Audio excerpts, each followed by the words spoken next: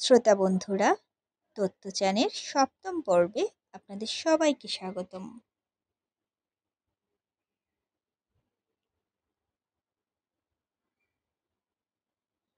সাগর থেকে পাহাড় থেকে।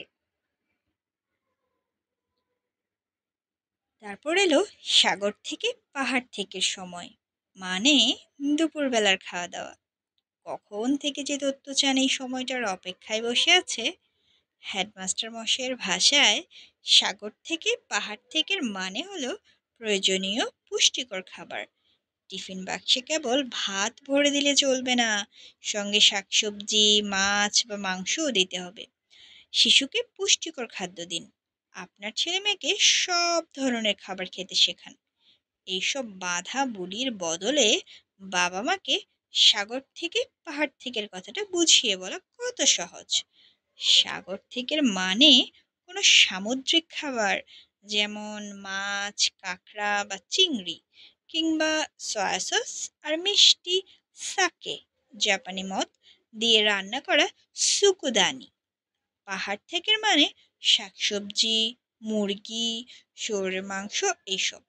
মায়ের কিন্তু এই সাগর থেকে পাহাড় থেকের কথাটা খুবই পছন্দ হয়েছিল। আর কেউ কি এমন জরুরি একটা কথা এত সহজ করে বুঝিয়ে দিতে পারতেন? মজার ব্যাপার হলো, এই নিয়ম মেনে চলতে গিয়ে টিফিন তৈরির কাজটাও যেন সহজ হয়ে গিয়েছিল। হেডমাস্টার মশাই তো বলেই দিয়েছিলেন, কি দি করে খুব বেশি মাথা ঘামাতে হবে না।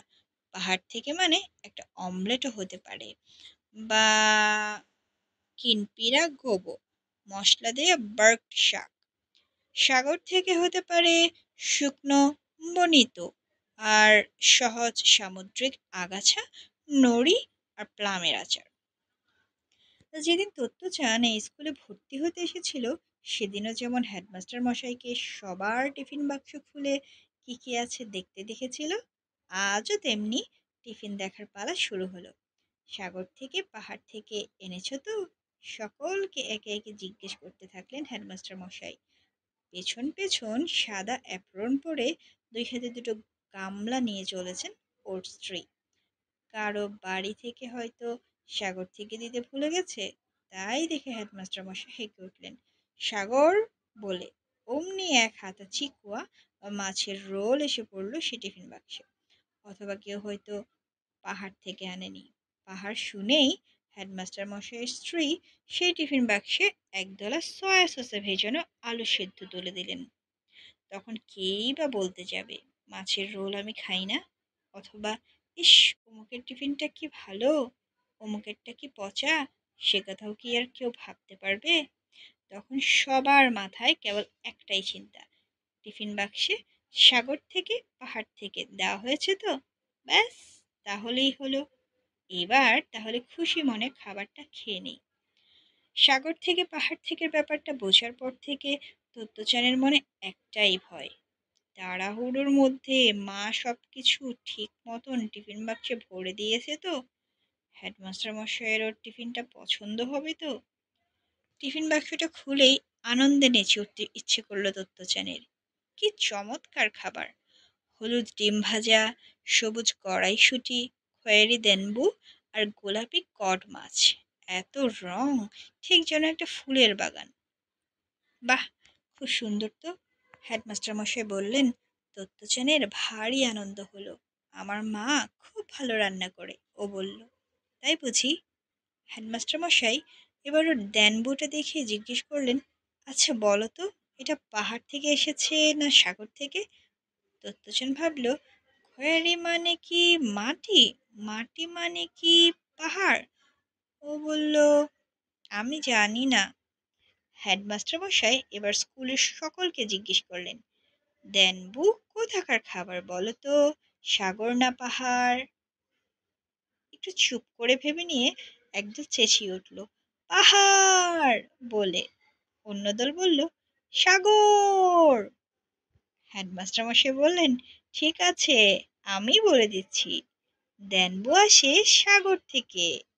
কেন? বেশ মোটা সোটা একটা ছেলে জানতে চাইল। গোল করে সাজানো চেয়ারের মধ্যিখানের ফাঁকা জায়গাটাতে দাঁড়িয়ে হেডমাস্টার মশাই কথাটা বুঝিয়ে বললেন।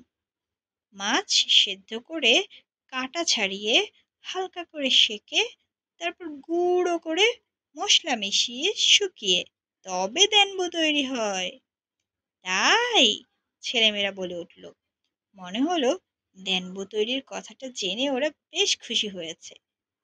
দত্তচানের দেনবোটা একটু দেখতে পারে কিনা জানতে চাইল একজন। অবশ্যই, হেডমাস্টার মশাই বললেন। অমনি ছেলেমেয়েরা হুমড়ি খেয়ে পড়ল দত্তচানের দেনবোর উপরে। দেনবো কেমন খাবার তা নিশ্চয়ই অনেকেই জানতো, তবু এত কথার পর সকলেরই দত্তচানের দেনবোটা দেখার ইচ্ছে হচ্ছিল।